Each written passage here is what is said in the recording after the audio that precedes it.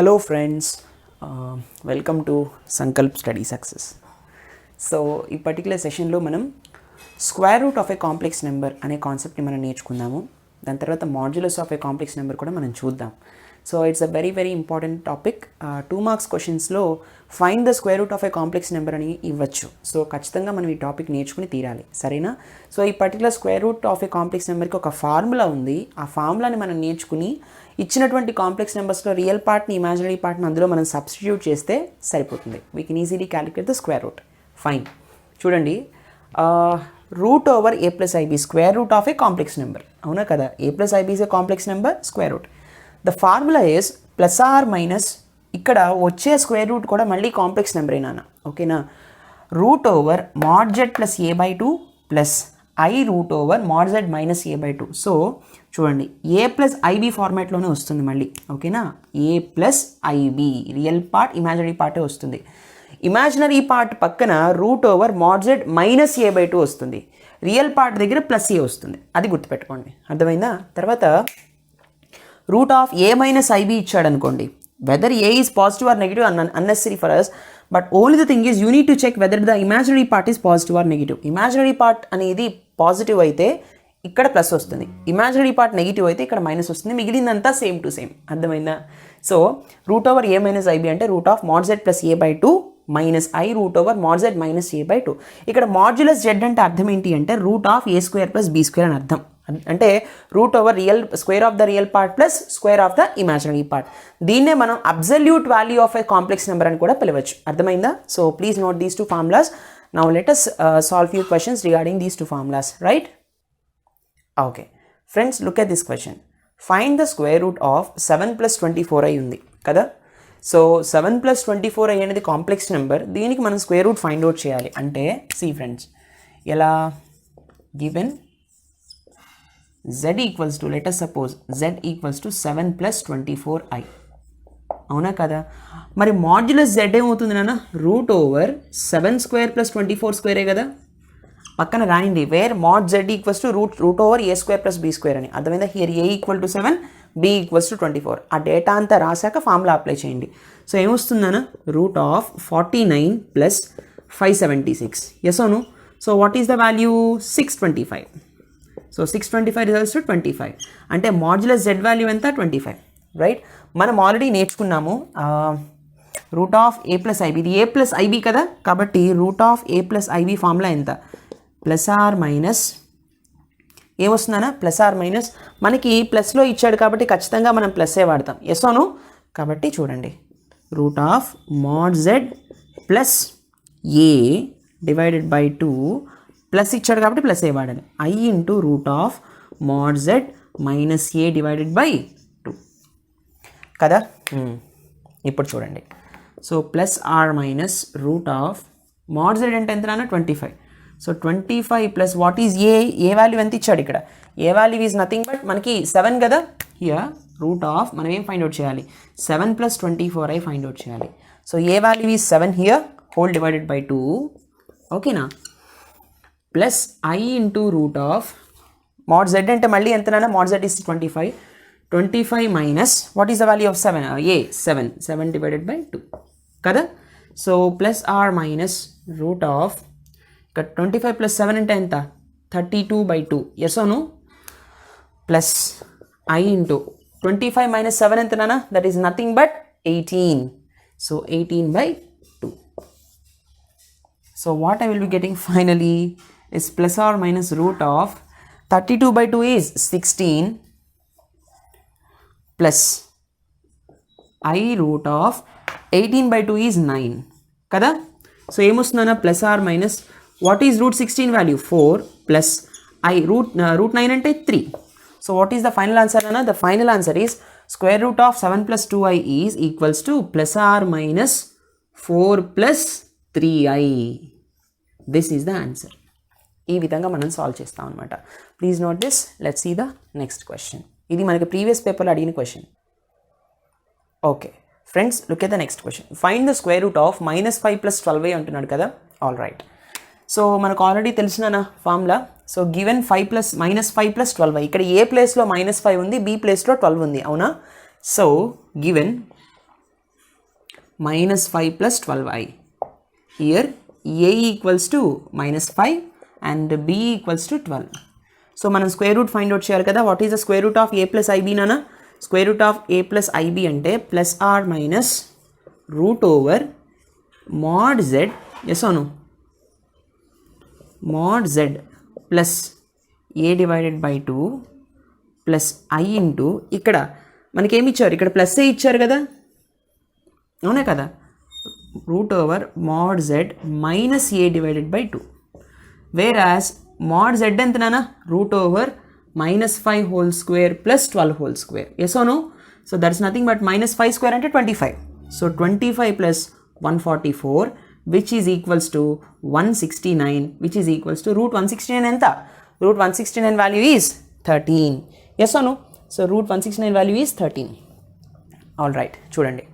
So ఎంత వస్తుందన్నా? Root of minus 5 plus 12i. So plus or minus root of mod z value ఎంత? 13. So 13 plus a value ఎంత నాన్న? A value is minus 5 whole divided by 2 plus plus, ఎందుకని plus తీసుకుంటున్నాం, ఇక్కడ plus ఉంది కాబట్టి ఇమాజినరీ సింబల్ ముందు, plus i into root over ఎంత? 13 minus of minus 5 whole divided by 2. ఇదే కదా procedure. All right. So plus or minus root of plus into minus is minus 13 minus 5 divided by 2 plus i into root over minus into minus is plus 13 plus 5 divided by 2.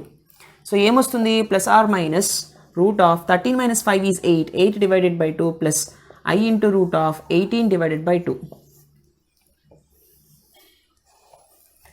So plus or minus చూడండి, root of 8 by 2, 2 4s 8 కదా, root 4 ఎంతనా? Root 4 plus i root this one is 2 9s 18 9. Okay, plus or minus root 4 is 2 plus I root 9 is 3. So the final answer is plus or minus 2 plus 3i. This is the square root of minus 5 plus 12i. Right? Please note this. ఇది కూడా మనల్ని ఒకసారి IPV పేపర్లో అడిగాడు. Very important question. Let us see the next concept. Okay, friends, look at the next question. ఇంకొక question చేద్దాం square root మోడల్లో. This one ఇక్కడ చూడండి. Write the square root of minus 8 minus 6i. ఇక్కడ చూడండి, ఇమాజినరీ నెంబర్ ముందు minus symbol ఉంది, అంటే ఫార్ములా మారుతుంది ఇక్కడ. So what he is asking us, the given question is given, what is the given complex number is minus 8 minus 6i. Yes అను. So minus 8 minus 6i కాబట్టి మనం ఏం చేయొచ్చు అంటే, so here what is the value of a? A value is minus 8 and what is the value of b నానా? B value is 6 only. ఒకవేళ మీరు దీన్ని minus 8 plus minus 6 into i అని రాసుకున్నారనుకోండి, అప్పుడు ప్లస్ ఫార్ములా రాసుకోవాలి, బీ వాల్యూ మైనస్ 6 అని తీసుకోవాలి. అర్థమైందా? సరే, ఏదేమైనప్పటికీ కూడా బీ వాల్యూ మనకి ఫార్ములాలో ఉండదు కాబట్టి మోడ్ జెడ్లోనే, కాబట్టి బీ వాల్యూ ఎలాగో స్క్వేర్ చేస్తాం కాబట్టి నో ప్రాబ్లం. కానీ ఇక్కడ బీ వాల్యూ 6 అని తీసుకున్నప్పుడు ఇక్కడ మనం మైనస్ ఫార్ములా ఏముంటున్నా? సో ఫస్ట్ ఆఫ్ ఆల్ మనం మోడ్ జెడ్ ఫైండ్ అవుట్ చేయాలి కదా. So let us suppose given z equal to mod z ఏమవుతుందన్నా? Root over minus 8 whole square plus what is the value of b? 6 square. Same was the root of minus 6 positive 8 square 64, 6 square 36 and root 100 వస్తుంది. Root 100 is nothing but 10. So absolute value ఎంత? 10. Modulus is nothing but 10. సరే. So what is the formula nana? Root of a minus ib formula ఏంటి? Plus or minus root of mod z plus a divided by 2 minus అంతేనే, ఇక్కడ minus వచ్చింది కాబట్టి ఇక్కడ minus వస్తుంది, i root of mod z minus a divided by 2. ఇదే కదా నా formula, root of mod z plus a by 2 minus i root of mod z minus a by 2. Already మనకి మాడ్యులస్ అబ్సల్యూట్ వాల్యూ తెలుసు. ఇక్కడ minus ఎందుకు వచ్చిందంటే ఇక్కడ minus ఉంది కాబట్టి క్వశ్చన్లో this minus, right? Okay, so we need to find out is root of minus 8 minus 6i equal to plus or minus root of what is mod z nana? 10 plus what is a value? A value is minus 8.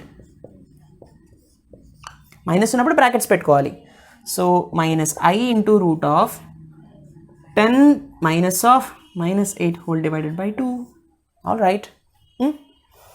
So plus or minus root of 10 minus 8 by 2 minus I into root of 10 minus into minus is plus 8 by 2 what I will be getting root of 10 minus 8 is nothing but మనకి 10 minus 8 is nothing but ఏమొస్తుందన్న 2 వస్తుంది. 10 plus 8 is 18 divided by 2. So what I will be getting here, so చూడండి 2 by 2 is 1 కదా, 18 by 2 is 9. So plus or minus 1 minus I root 1 అంటే 1 మళ్ళీ root 9 అంటే 3 కదా, 3 వస్తుంది. అంటే what is the square root of this particular number అన్న, square root is equal to plus or minus 1 minus 3i. This is the answer. So 1 plus or minus 1 minus 3i is the answer అనమాట. Right friends, so this is a very very important question. ఈ question మిమ్మల్ని అడిగే chance అయితే ఉంటుంది. So for these are the important questions on square root. Please note this. Let us see the next concept, which is mod amplitude form of a complex number. Let's see that. Very important. Okay friends, look at the next concept. Very very important concept. Mod amplitude form of a complex number.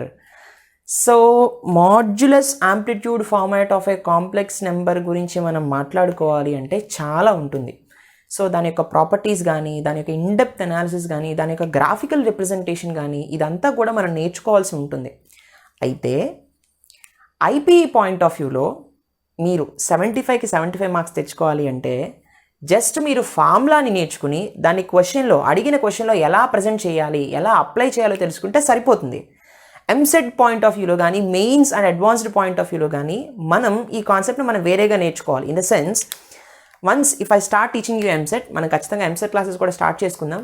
ఆ EAMCET point of వ్యూలో complex నెంబర్స్ని ఎలా అర్థం చేసుకోవాలి, వాటికి graphical representation ఏంటి, ముఖ్యంగా mod amplitude form of a complex numbers అనేది ఆ పర్టికులర్ జెడ్ వాల్యూ క్వాడ్రంట్ మారుతున్నప్పుడు వాటి యొక్క ఆర్గ్యుమెంట్ వాల్యూస్ ఎలా మారుతూ ఉంటాయి అనేవి కంప్లీట్గా ఇన్డెప్త్ అనాలిసిస్ అక్కడ మనం చేద్దాం. బట్ ఐపీఈ పాయింట్ ఆఫ్ వ్యూలో మీరు ఫార్ములా నేర్చుకుంటే సరిపోతుంది. సరేనా? See friends, so what exactly mod amplitude form of a complex number అంటే దీనికి ఒక ఫార్ములా ఉంది నాన్న. So if z equal to a plus i b అనేది ఒక కాంప్లెక్స్ నెంబర్ అయినప్పుడు, సో దాని యొక్క మోడ్ యాంప్లిట్యూడ్ ఫార్మ్ ఎలా ఉంటుంది అంటే z equals to r into cos theta plus i sine theta. ఇది ఫార్ములా. మోడ్ యాంప్లిట్యూడ్ ఫార్మ్ అన్నప్పుడు ఈ ఫార్ములా మీరు మెన్షన్ చేయాలి.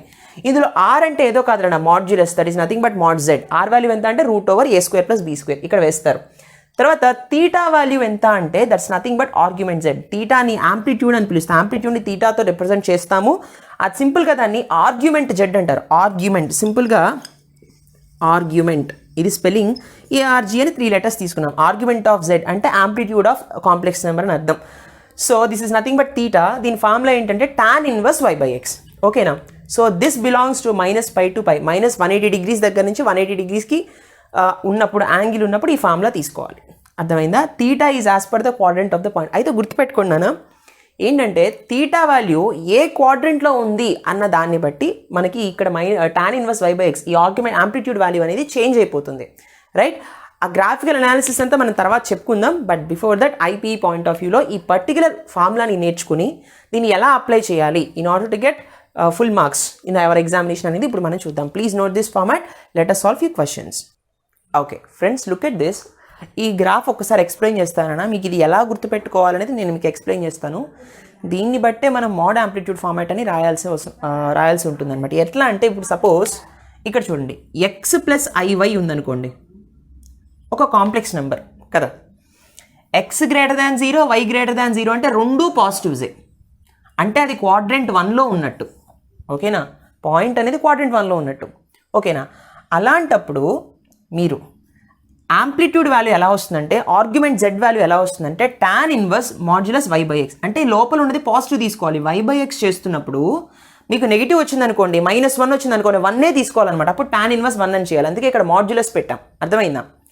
సరే, ఈ థీటా వాల్యూ ఎట్లా వచ్చింది సార్ నేను అడుగుతున్నాను. ఒకసారి చెప్తున్నాను, లిజన్ కేర్ఫుల్లీ. ఆరిజన్ దగ్గర నుంచి ఈ పాయింట్కి ఎంత డిస్టెన్స్ ఉంది నాన్న? ద డిస్టెన్స్ ఈజ్, ఇది ఏమో 0, ఇదేమో x, y అనేటటువంటి పాయింట్.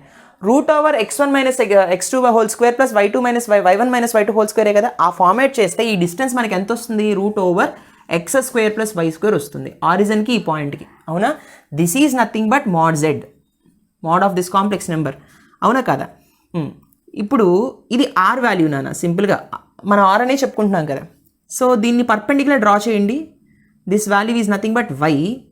ఈ వాల్యూ ఎంత అంటే this value is x. This is nothing but theta. This is nothing but argument or else amplitude. అర్థమైందా? ఈ యాంగిల్ని అని పిలుస్తారు.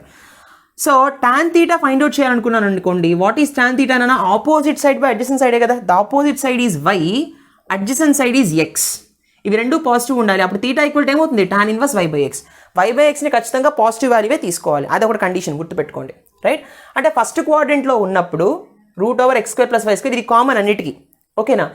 కానీ యాంప్లిట్యూడ్ ఒక్కడే మారుతూ ఉంటుంది అనమాట. ఈ పర్టికులర్ యాంప్లిట్యూడ్ అనేది మారుతూ ఉంటుంది. ఫస్ట్ క్వాడ్రంట్లో ఉన్నప్పుడు రెండు పాజిటివ్గా ఉన్నప్పుడు tan inverse y by X వస్తుంది.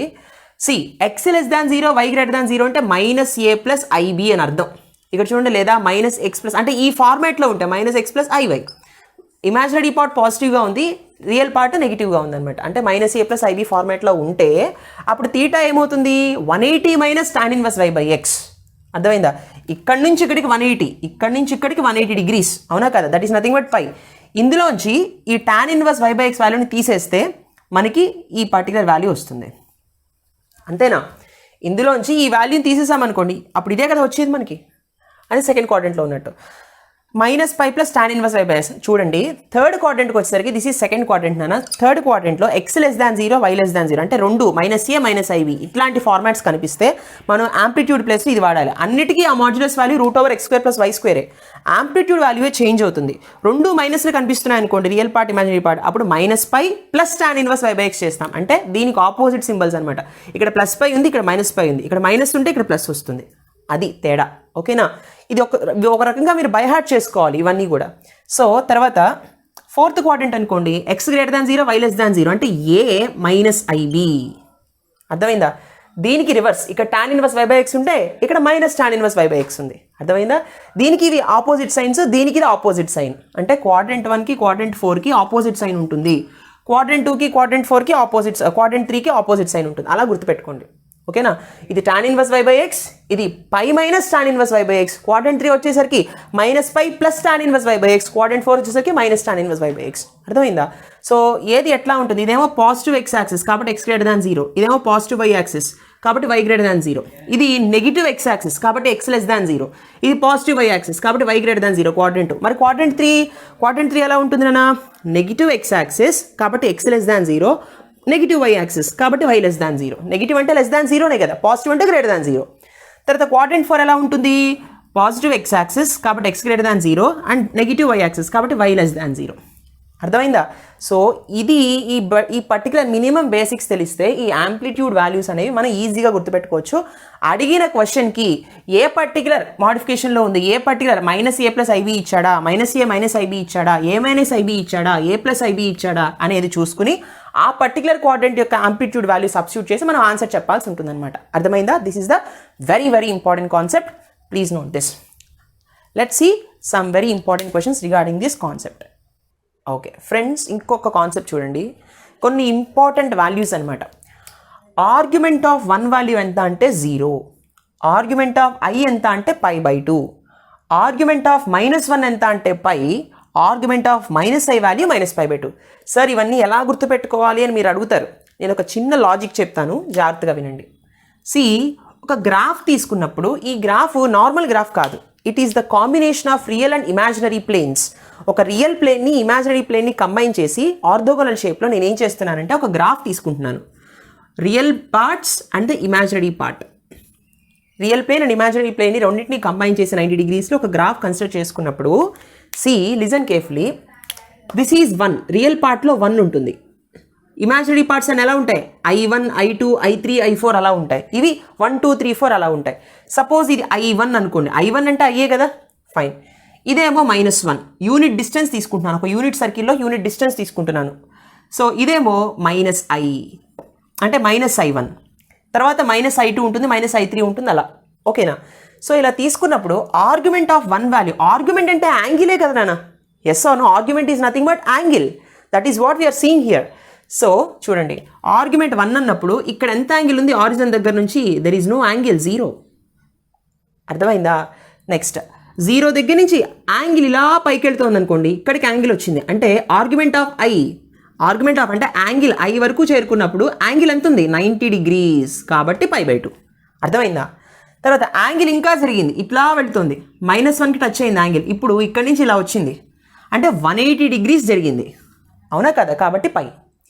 తర్వాత యాంగిల్ ఆర్గ్యుమెంట్ ఇక్కడ వరకు వచ్చింది, అంటే 180 తర్వాత ఇంకో 90 జరిగింది, అంటే 270 రావాలి కదా.